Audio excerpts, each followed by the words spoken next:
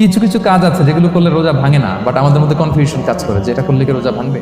এক নম্বরে হচ্ছে ইচ্ছা করে যদি আপনি খান, ইচ্ছা করে খাইতে হবে, বুঝছেন? ভুল করে খাইলে কিন্তু রোজা ভাঙে না। খুব মজার না ব্যাপারটা? দুই নম্বর হচ্ছে এটা বিবাহিতদের জন্য। আমরা শুনেছি যে বিবাহিতরা ফিজিক্যাল ইন্টারকোর্স যদি করে, দেহ থেকে সিমেন আউট হলে রোজা ভেঙে যায়। স্বাভাবিক মেলামেশার সাথে রোজা ভাঙে না। কিস করা, হাগ করা হাজবেন্ড ওয়াইফের মধ্যে, এই যে সখ্যতা, এই ব্যাপারগুলো যদি দিনের বেলায় ঘটে এতে রোজা ভাঙে না। তবে এটা রিকমেন্ডেড না। ফলে ভুল করে সে এমন কাজ করে ফেলতে পারে যেটাতে তার রোজাটাই ভেঙে যাবে। আর ইচ্ছা করে রোজা ভাঙলে কি করতে হয়? কাজাও কাফারাও। সেজন্য এটা খেয়াল রাখতে হবে।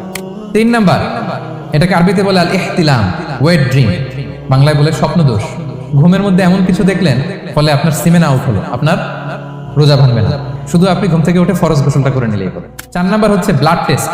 ব্লাড টেস্ট করা যায়, 1-2 সিরিঞ্জ ব্লাড নিলে ভাঙে না। তবে যদি অনেক বেশি অ্যামাউন্টের ব্লাড নেয়, এতে যদি আপনি ক্লান্ত হয়ে পড়েন, সেক্ষেত্রে আপনি রোজা ভাঙতে পারবেন, পরে কাজা করলে। 5 নাম্বার হচ্ছে ইচ্ছাকৃত বমি করলে রোজা ভাঙে, কিন্তু অনিচ্ছাকৃত যদি বমি চলে আসছে, ভমিটিং হচ্ছে, আমার রোজা ভাঙবে না। 6 নাম্বারে নোজ ব্লিডিং, নাক দিয়ে অনেকে রক্ত পড়ে না, নাক দিয়ে রক্ত ঝরলে মানুষের রোজা ভাঙে, আনলেস যদি অনেক বেশি অ্যামাউন্টের হয়, আপনি ক্লান্ত হয়ে পড়েন, তখন আপনি রোজা ভাঙতে পারবেন। 7 নাম্বার, রোজা রেখে দাঁত ফেলতে পারবো কিনা। খুব বেশি যাতে রক্ত বের না হয় সেটা আপনি খেয়াল রাখবেন। দাঁত ফেললে যে রক্ত বের হয় এতে রোজা ভাঙে না। 8 নাম্বারটা হচ্ছে ইনজেকশন। রোজা রেখে ইনজেকশন দেওয়া যাবে কিনা।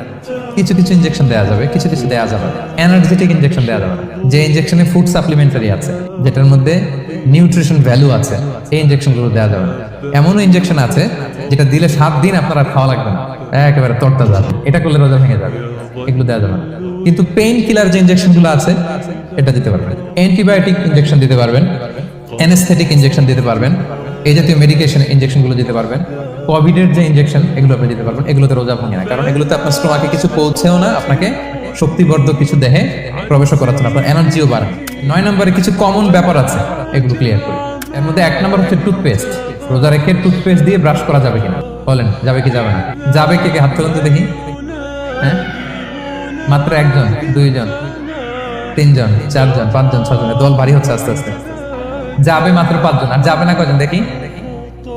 যাবে না? যাবে না, দল ভারী না? এই সুন্দর বলছে, যাবে কিন্তু না করাই ভালো। যদি খুব স্ট্রং টুথপেস্ট হয়, এগুলো ব্যবহার না করা ভালো। দিনের বেলায় মেসওয়াক করা ভালো।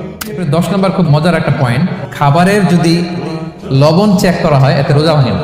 এটা রেকমেন্ডেড না। এটা কখন রেকমেন্ডেড? এটা বড় শেফদের জন্য। লেটস সে রমাদানে 1000 লোকে বিরিয়ানি করা হবে, আল্লাহর বান্দারা রোজাদাররা খাবে, এটা লবণ বেশি হলে খেতে পারবে? পারবে না। এজন্য যিনি শেফ উনি লবণটা ট্রাই করতে পারবেন, করেই সাথে সাথে কুলি করে ফেলবেন। তাই বলে প্রতিদিন ঘরের রান্নাতে আবার এটা করতে যায় না। হাজব্যান্ড ওয়াইফ টোনাটুনি একটা হইলেই হইলো, কি বলেন?